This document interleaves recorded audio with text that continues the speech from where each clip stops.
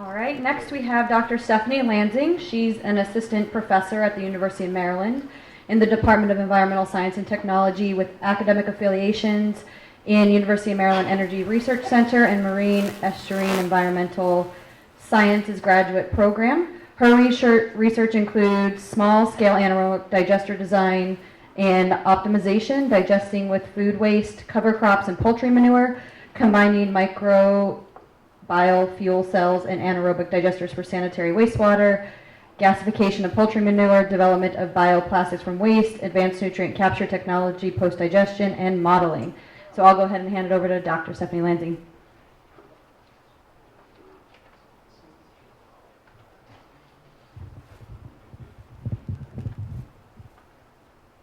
All right, thank you very much for having me. I'm going to do a little bit of basics on what is anaerobic digestion, where does anaerobic digestion fit into the realm of biofuels and agriculture, and talk a little bit about some of the projects we've done.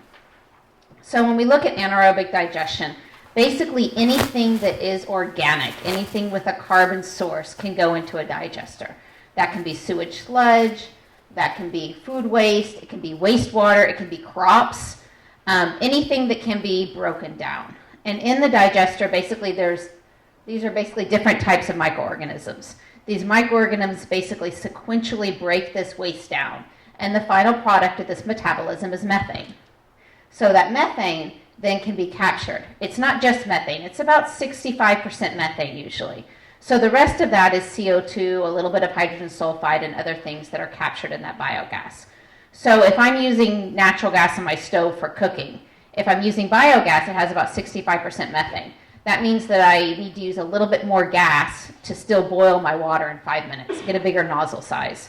Or if I'm putting it into a generator, just like you put natural gas into a generator for electricity generation, I can put biogas into a generator, but I need to pump a larger volume through to get my electricity out. But it basically is a natural gas substitute, but it's produced in one lifetime. And again, the CO2 is there, but that CO2 came in from the corn crops, right?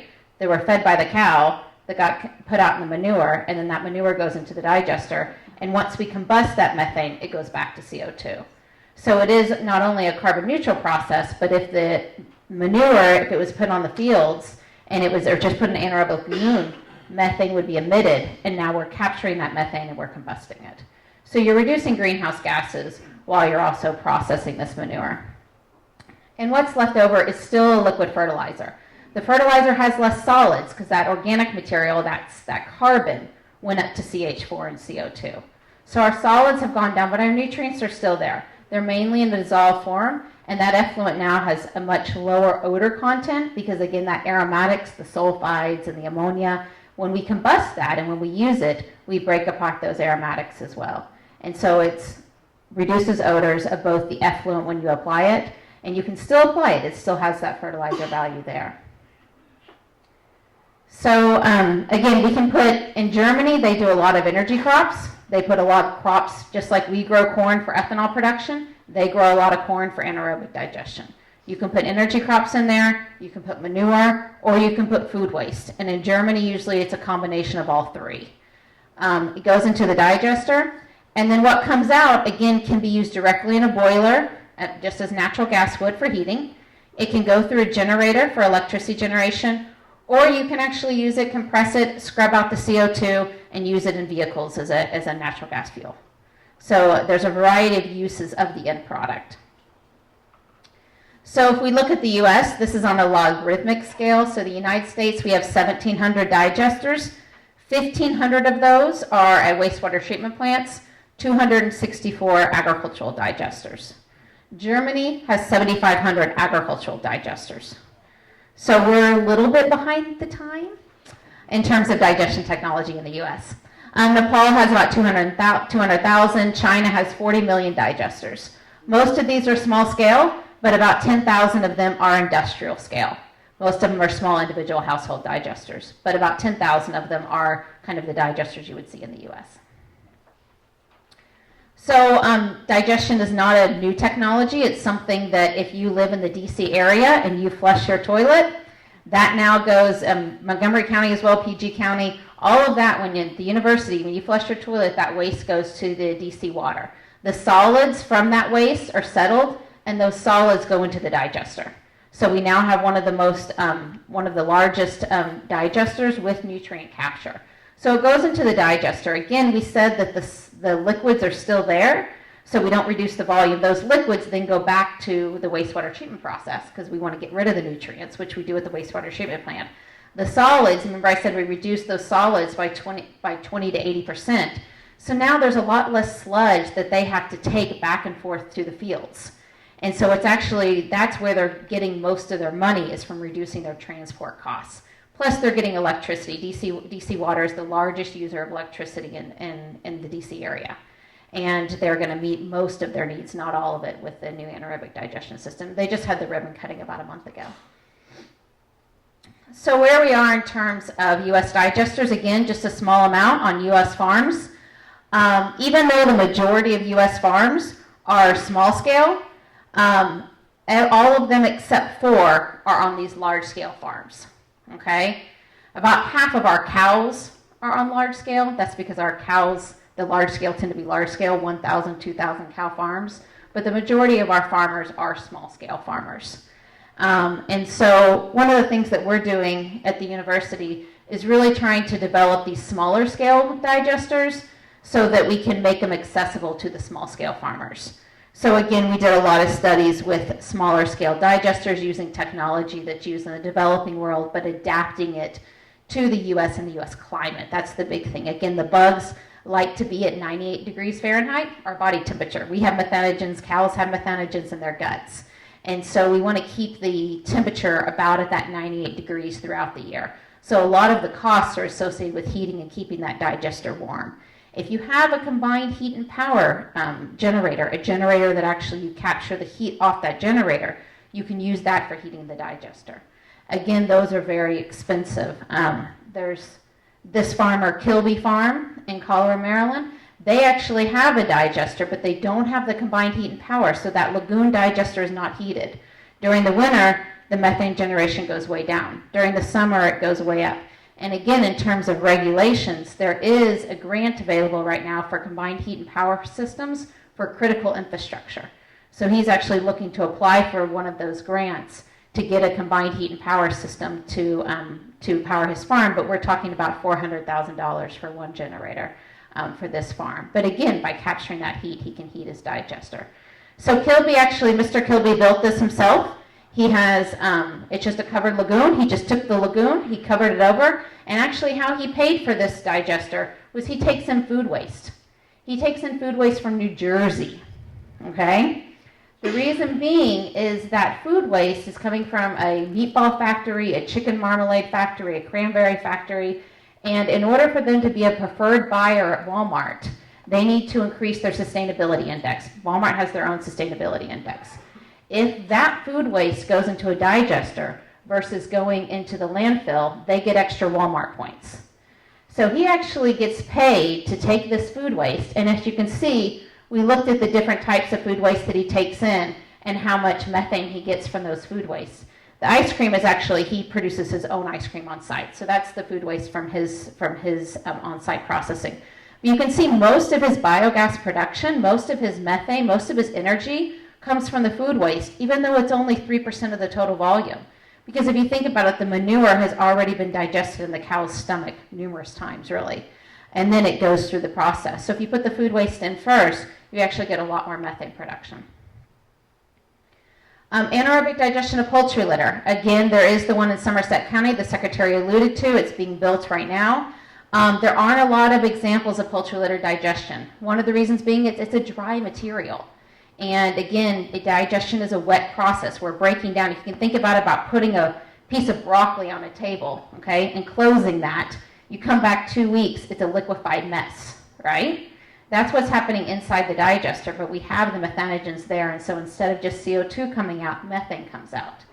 And so when you have a very dry product, it's more difficult to keep the microbes, for table them to have that liquefied process where they can travel around and break and eat up the waste. So what we're doing is we're actually wetting the manure, the poultry litter first. We're wetting it. We're producing methane just like you would with a regular digester. then we're taking that waste that comes out, we're actually extracting out the ammonia and phosphorus, and then we're reusing that wastewater to wet the manure again. So it's a closed process with a waste product, a nitrogen phosphorus product that then can be transported off farm much easier. So we're working on that process right now with the Somerset County digester. Again, digestion largely conserves the nitrogen phosphorus. It just goes from the organic form in that matrix of poultry litter to a dissolved form. When it's a dissolved form, we have a lot more options that we can do. We can do manure injection. We can do nutrient extraction. We can do things off of a liquid form that we can't do when it's in that poultry litter matrix. So it increases our ability to deal with the nutrients, but it's not a nutrient management process. It just transfers the nutrients from organic to liquid, which then allows us to then do further nutrient management processes. So in terms of Watershed, again, there is an emerging digestion field, AgStar. It's run by the EPA, AGSTAR.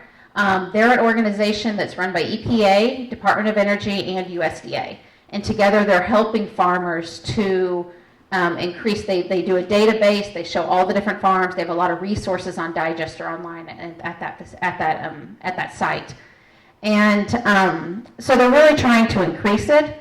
One of the things that, you know, with the TMDL standards, with the phosphorus management tool that we have, is digestion going to help, is the question. How is it going to help with phosphorus manure? Well, one of the things that more and more digesters are doing in the US is they're actually, after the digestion process, they're doing a solid separation process, where the liquid then goes into the lagoon and is applied onto the fields like normal. The solids are separated out. Those solids then are used as the bedding. Again, dairy farmers have to pay for bedding. They're constantly having to, that's a expense that they have. They're using the solids as the bedding. After a couple days, they scrape the bedding back into the runways, they flush it back out, or they scrape it back out into their manure system, it gets digested, and then it goes through the whole process again. The phosphorus tends to bind to the solid particles.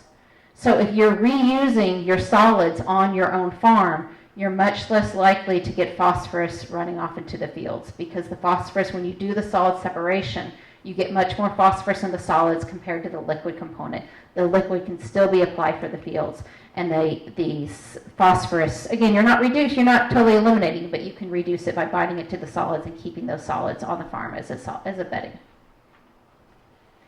So again, the opportunities, livestock generation, it's all at one point. It's easy to collect, it's there, it's low cost, and again, we can still use it as a fertilizer and get energy potential out of it.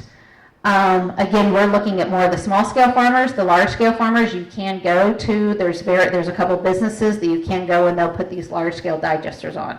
Again, there's a market for that. If you have 600 cows, you can go get the digester if you have enough money. So we're focusing on trying to make the technology at Maryland to make it more accessible to our small scale farmers. The thing we're trying to do is to reduce the farmer incurred capital costs. We're doing a lot of studies with co-digestion so that we can increase the methane production even at the small scale to make it economically feasible. And we're also doing things with different inoculum sources to actually be able to operate at seasonably lower temperatures and still create large amounts of methane. The challenges. A lot of the digesters in the US have gone out, the dairies went out of business. We have lost over 200 dairies in the state of Maryland in the last 5 years. So a lot of this has nothing to do with digesters, it has to do with dairies. More small-scale farmers are going out for these large-scale farms. And so understanding the pressures of the dairy industry. Also understanding that dairy farmers are dairy farmers. And so managing a digester is one more thing. Managing a generator and an electric generation system is one more thing that the farmer may not be in their toolbox. And so helping farmers to give them the tools to manage these systems. Also in terms of just the regulation. So Kilby Farm, we said we had a 600 cow farm that's producing methane. It's running their ice cream factory, it's running their dairy. They are not selling back to the grid. The electricity, that what they're not using, what's more than they need, gets flared. The reason being is the power purchase agreement that they need to hook back into the farm with Dominion Power is extremely complicated. You have to go through a broker. There's actually a broker that comes in and helps them, so Kilby has to hire that broker. So that's, again, another farmer incurred expense.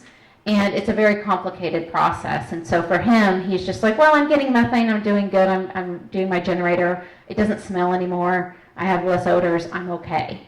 When really he has the capacity to sell back to the grid, but he doesn't have the help in terms of the regulations to get that back on a grid in a way that is accessible to the average farmer. And again, it is dependent on the electricity price. Now that we have, in the state of Maryland, we have net energy. And so because of that, we get a better rate for anaerobic digestion selling back to the grid. Other states don't have that. So it's a state-by-state regulation in terms of how much you're going to get for the electricity that you generate. In Vermont, they have special regulations where they actually get a higher price than other. They get 15, 16 cents a kilowatt hour.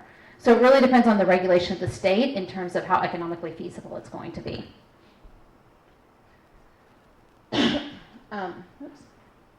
So again, I said that we have other projects. Again, we're looking at the nutrient capture from the poultry litter. We're looking at gasification, and we're doing life cycle assessments comparing gasification to anaerobic digestion to really see for poultry litter where's the best bang for our buck. We're looking at inoculum sources. We're looking at antibiotic transfer. Well, how do digestions and composting actually affect these emerging contaminants, antibiotics, and their application to the field? Looking at cover crop co-digestion, biogas and solid oxide fuel cells, digesters for University of Maryland campus food waste.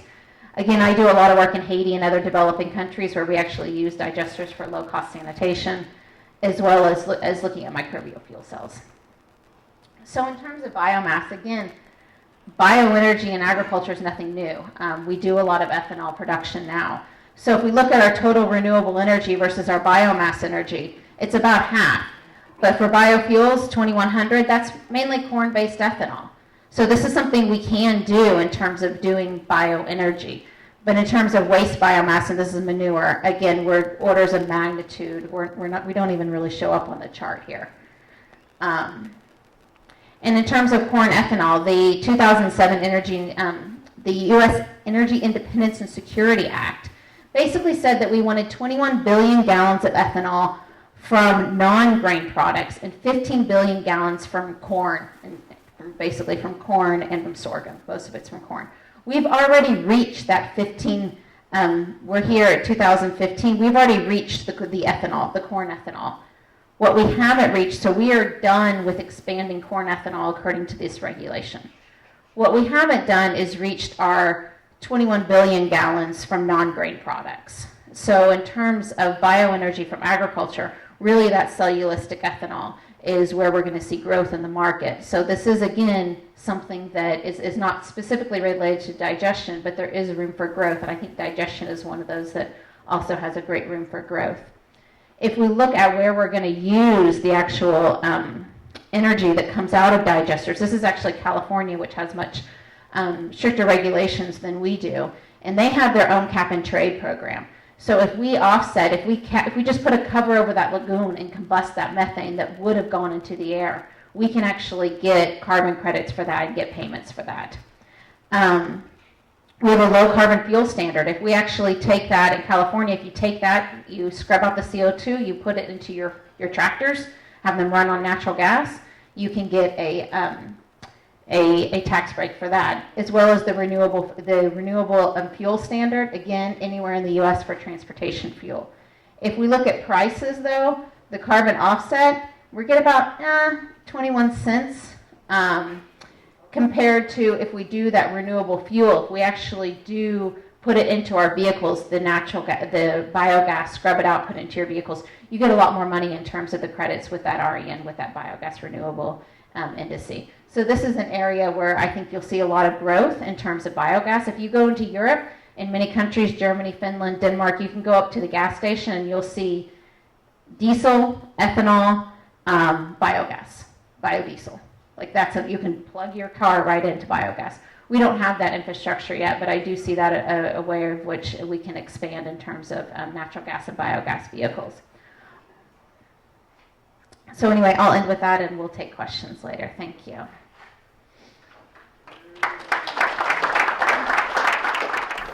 So looking at manure use, you look at the potential air emissions, water discharges, and land contamination, and also the disposal of the byproducts of the process. All of these different processes produce something. Do they get rid of nutrients? Do they get rid of, the volume of the manure? What byproducts they produce? What potential effects do those byproducts have on the beneficial uses of the air, the land, and the water? Okay, so what could you do with manure? You could use it as a fertilizer. It's a free fertilizer if you use it on your own farm, or you could get money from selling it to somebody else. Or you could do various things to produce various kinds of energy. You could do thermochemical processes, which, depending upon how much oxygen you supply and the temperature that the process runs at, there's combustion, which we kind of all understand combustion. It's burning, so there's a lot of oxygen. There's gasification, which you add a little bit of oxygen. There's pyrolysis, where you add no oxygen. There's torrefaction, no oxygen. And there's drying, which is moisture removal. So, and all these are at different temperatures. Okay, so thermochemical processes have pros, they have minuses. So the pros are that they concentrate the nutrients, converts the nitrogen to nitrogen gas. It's more scalable to farm use. If you're burning something, it's more scalable to farm use. And it's well suited to dry material such as a poultry litter. Okay, the cons are to install it. They're high capital costs. There's not a lot of experience using manure as an energy feedstock. It can be inconsistent. And there are also concerns about air emissions. Okay, thermochemical processes also produce byproducts: ash, biochar, syngas, liquid fuel, and heat. Okay, there are biological processes which include anaerobic digestion, which can produce the energy, or there's composting, which doesn't produce energy. Okay, the pros of biological processes are, we're kind of familiar with them, the processes that produce methane, potential to reduce greenhouse gases if the methane is converted to CO2. They're both green, used by some farms to control odors, the biological processes. Sludge produced retains use as a fertilizer, so it still has nutrient potential. The solids can be recycled as dairy bedding or soil amendment. And it's well suited for high moisture manure slurries. But the cons of biological processes are it requires a large area to store the manure. It can be very capital intensive, and the volume of nutrient-rich byproduct left is large. So the byproducts of biological processes are heat, electricity, a liquid, some kind of solid. So summarizing, is that organic fertilizer, you apply it to land instead of a chemical fertilizer. The pros are, it's a slow release. It's better than the chemical fertilizer for the soil. It enhances the soil attributes. And it contains fewer contaminants, unlike sewage sludge, which might have contaminants. The cons are it supplies both nitrogen and phosphorus when you may only want to apply nitrogen. And it also has a bad reputation, manure as a fertilizer. For good or for bad, manure has a bad reputation. Okay, so source of energy, you can burn or anaerobically digest to generate methane. The pros are it's a cheap energy source, and it also reduces the volume. But the cons are it doesn't remove the nutrients and it eliminates a source of income for farmers. So now anaerobic digestion, usually we treat it as a treatment method to treat some other kind of waste. But in this case, it is the industrial process, so we have to look at where it's located, where you're storing the feedstock, where you're storing the byproducts, when it rains, what could happen to all of that, what emissions are going up. And anaerobic digestion has to be regulated on a case-by-case basis. Bill's going to talk about the air aspects of anaerobic digestion. Water, how it's regulated depends on where it's built. If it's near a stream or something like that, we have to be a little more careful about rainwater hitting it or any condensates coming out. It might need various permits depending upon how much it discharges and if the discharges are contaminated. And also the proper disposal of byproducts on the land. And there's an old farmer's proverb. I kind of reworded it. It says, it may be manure to you, but it's bread and butter to me. So, thank you very much.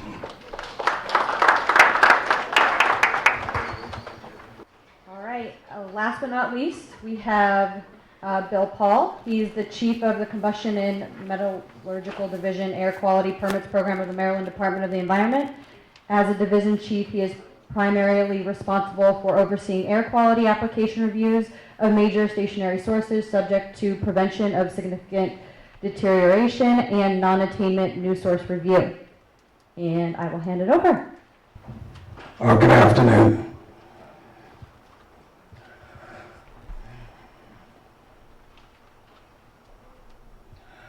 A little bit of background. My agency is primarily responsible for issuing pre-construction permits. We do this for a variety of reasons, one of which is the requirement to comply with the Clean Air Act. And we host or issue all types of permits, for which I'm going to get into. We obviously have a legal and regulatory responsibility, and that is associated with the Clean Air Act. If you look at our regulations, you'll find the requirement to obtain a permit to construct in our COMAR regulations. The overall purpose of issuing these permits is to ensure that we put into the permit all of the federal and state regulatory requirements that are necessary to ensure that you would comply with those requirements. Permit conditions could include specific emission limits for testing, monitoring, record keeping, and reporting, etc. This is just an overview of the type of permits that we issue. We issue general permits, permits to construct, state permits to operate, prevention of significant deterioration, non-attainment new source review, and federal Title V operating permits. I'll get into the details of this just briefly. For smaller projects, we have general permits. These are for sources like dry cleaning equipment, char boilers, auto refinishing. They're basically prescribed permits. You fill out an application form, you sign it, you submit your fee, and you basically are acknowledging that you will accept all of the prescribed permit conditions that are in the general permit. The turnaround times for those permits are extremely quick, basically a day. Permits to construct. We have two types of permits to construct, really. We have a permit to construct that requires a permit to operate, and a permit to construct that does not require a permit to operate. Under our regulations, we have a list of source categories. You would find it under COMAR 261102. It basically lists all of the different source categories that have to obtain two permits, the permit to construct, and then subsequently the permit to operate for larger sources. And I don't think that anaerobic digesters fall into this category, thank God. Non-attainment new source review applies to sources that have the potential to discharge large quantities of nitrogen oxides or volatile organic compounds. We call them VOCs. And the reason that we have this program is because Central Maryland is in non-attainment with the ozone standard. I don't know, for those of you who have lived here for years, you may recall we've had red ozone days, orange days, but during the summer months, when the temperature gets high, you have the opportunity for the formation of ozone. For those who have been here for 20, 30 years, during the summer months, 20, 30 years ago, we would have violations maybe 30 times during the summer. And for people who have some kind of a respiratory illness like asthma, ozone could exacerbate that condition. So for decades, the state of Maryland has been trying to reduce the ozone concentrations in the ambient air so that we can comply with the ambient air standards that are required by federal law. We have made a lot of progress. For example, about 40 years ago, when the standard for ozone was 80 parts per billion, we had concentrations that were 120 parts per billion. It took us 30 years to gradually bring down those concentrations. And when we got to 82 parts per billion, the EPA decided to drop the standard from 80 to 75. It's like in a football game. You know, you have 100 yards to get from your goal line to the other goal line. We were on the 1 yard line, essentially. And then the EPA decided they're going to move it back 10 yards. So instead of being in compliance, we were still out of compliance. So they dropped it from 80 to 75, and we were so damn close to getting to 75. And what did EPA do? They moved the yard marker back another 5 yards. And they took it from 75 to 70. So even though we have made tremendous progress in coming close to achieving the standard, we still have a little ways to go. But we've come all the way from 120 parts per billion to around 75 parts per billion. And we've done that through significant regulatory development that have affected not only major sources, but small sources. And everybody has been affected by it. We've had really no choice because we've been scraping the barrel. And part of the problem is that our air quality is not just dependent on what you do in generating that pollution. A lot of it is imported. About 40% of our ozone problem comes from states like Ohio and Indiana and West Virginia. So we have to not only try to fix the problem that we're responsible for contributing, but also we have lawsuits in effect that are trying to get other states that contribute to the problem to do something about what they're doing. PSD. PSD applies to sources that are deemed to be major stationary sources in an area that is in compliance with the standard. So it's essentially designed, it's saying basically that if you are complying with the standard, there are requirements that still come with effect so that you stay in compliance with the standard. It's a prevention of deterioration. And then the Title V operating program is a federal operating permit for which we have delegation. And once again, anaerobic digestion activities would not be subject to it.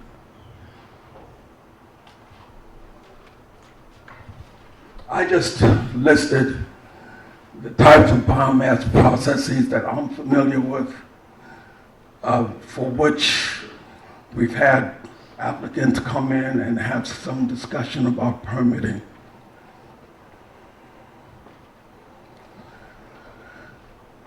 And this represents a table of the permitting requirements for the different processes. The PTC stands for permits to construct, PTO, permit to operate. The NANSR is the major source for non-attainment new source review. The PSD is for prevention of significant deterioration, and then the Title V operating permit. If you're going to be doing just anaerobic digestion, then essentially there's no permit to construct, no permit to operate, there's no approvals that are required. If it turns out that you're going to put in an anaerobic digestion, notice the asterisk that I put there. The asterisk says that if you're going to be adding additional equipment to use the methane or the biogas, and that additional equipment is fuel burning, then you may have to get a permit to construct. Depending on the size of that unit, you may have to get a permit to operate as well. So the no for anaerobic digestion applies only to the anaerobic digester. If you're looking to have equipment that goes beyond anaerobic digestion, you should come in and get some feedback from the agency, and we'll give you better guidance. All of the other processes, none of them are going to be major for any type of activity. They're all going to be deemed minor stationary sources, and a few may have the requirement to get a permit to operate. Once again, the permit to operate basically says that there's going to be an opportunity for public input. And if there is the opportunity for public input, that process by itself can take up to 6 months.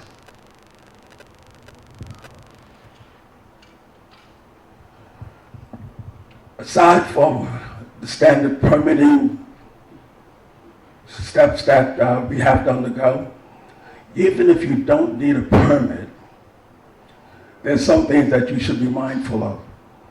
We have nuisance regulations, which basically says that you cannot engage in an activity that is going to impact the enjoyment of your neighbor's property. Okay, so that's a nuisance. It applies even without a permit requirement. Same thing with odor regulations. Now, there may be certain limitations on complaints for farm activity on the Eastern Shore, but the odor regulations are state rules. And they are complaint-based. So even if you have odors, it is not a violation unless the affected party files a complaint.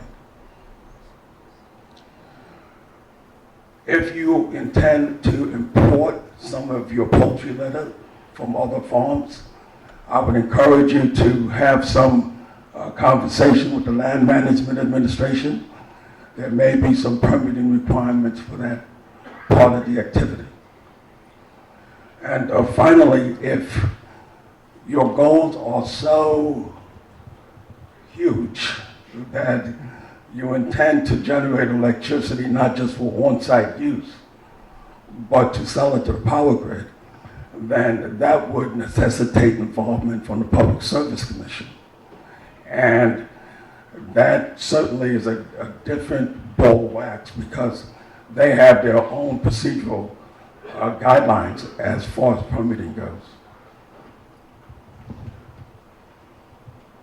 And that's it. Questions?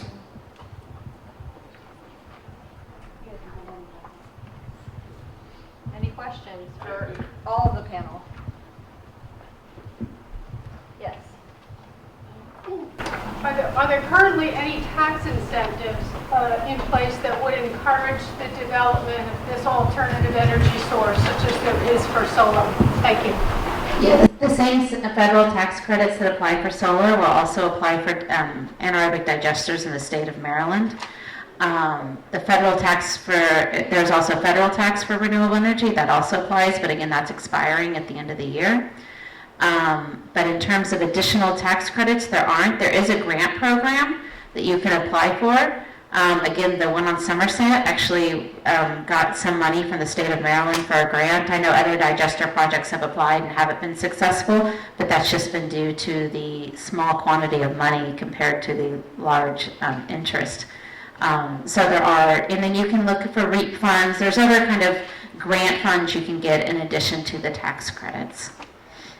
Does anyone want to comment on the weakened nitrogen oxide rules versus what was submitted under the O'Malley administration? And how that might affect air pollution, air quality? The NOx rules, the nitrogen oxide rules. Can you repeat the question? The question was, repeat it one more time for me, please, and I can repeat it here. Here, I can do it. Okay. There you go. I'm asking to comment on the weakened nitrogen oxide rules that have been currently proposed versus what was proposed by the O'Malley administration and canceled by Hogan. In terms of the scientific literature, it's been varied in terms of what the NOx is. Again, I know that we have a project here in Maryland that the state government actually funded through the Empower, and they have verification that many of their other systems met those NOx regulations and even were way under them. So it's really, I guess, site specific. It depends on the temperature that you're running it. It also depends. You can put additional scrubbers on the stack, just like you can with anything, to reduce NOx, just like in the back of the combustion of cars. You can put scrubbing so that you can reduce cars coming out of the exhaust of the gas. So I think NOx is an issue for any time that you put something from a solid to a gas or a liquid to a gas that has nitrogen containing, there can be NOx. So I think it's definitely something that needs to be looked at. But I know that there have been things in terms of, no burning of culture litter, that's going to increase NOx. That's not necessarily true. It's really a case-by-case basis on the temperature they're burning it at, and also if they have any additional scrubbing units in their combustion system. So I don't know if it necessarily applies in terms of the generator. If you have a digester and you have a generator on the end, again, any generator could have NOx production at the end of that tailpipe, just like anything can. So again, it's looking at the air permits to see if your NOx is too high. But in most states, the NOx coming from digesters are not regulated, and they're not above anything. In the state of California, they actually do have to be tested, and so there are a few of the systems that actually have additional scrubbers on the stacks of their generator air exhaust system. But that is a small minority of the units. If you co-digest with food waste, there is possibly increase in your NOx due to the nitrogen in the food waste.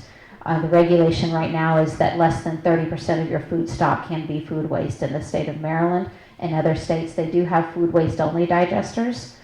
So it really depends on your local regulations.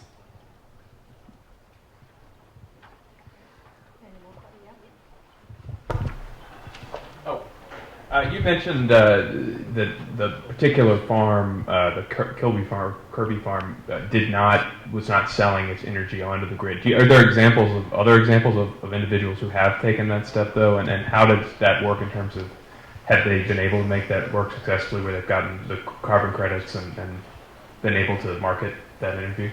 Yeah, so the answer is yes, that's been done successfully for over 200 digesters in the U.S. It has never been done in Maryland. Again, it has to do with working with your local utility. In New York, there's about 50 digesters, so the New York utilities have better experience working with this system, and they've streamlined some of the processes in terms of the power purchase agreement. In Maryland, we don't have a successful example, and so it's quite onerous to go through the paperwork and to be the first person to do it. And so it's more the sense of, again, with the net metering law, that's going to help because that takes away some of the guesswork. We did have a farm that over 5 years ago, Hoff Farm wanted to, Cold Springs Farms, one of our large farms as well, wanted to put a digester on. They went to Dominion Power. Dominion Power said, well, you're at the end of the line, So we can't really take what you want to give us, your 1 megawatt of energy you want to put on the grid can't take it. So you need to build all the infrastructure in so that we can get your 1 megawatt onto the grid, and then we'll look at buying your power. Again, now that we have net metering, it's helped a little bit with that, but it's also in terms of just, farms are often very rural. And so is the infrastructure there to get 1 megawatt onto the system depending on the size of the farm.